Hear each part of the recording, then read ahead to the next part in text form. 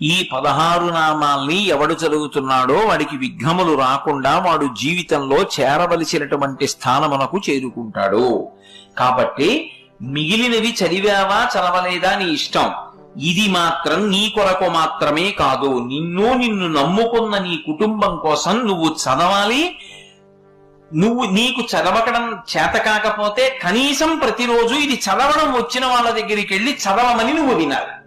చెప్పి సుముఖశ్చైకదంతశ్చ కపిలో గజకర్ణకః లంబోదరశ్చ వికటో విఘ్నరాజో గణాధిపః ధూమకేతుర్గణాధ్యక్ష ఫాలచంద్రో గజాననః వక్రతుండ శూర్పకర్ణో హీరంబ స్కందపూర్వజః షోడశైతాని నామాని యప్పఠేత్ శృణుయాదపి విద్యారంభే వివాహే చ ప్రవేశే నిర్గమే తథా సంగ్రామే సర్వకార్యేషు విఘ్నస్తస్య న జాయతే.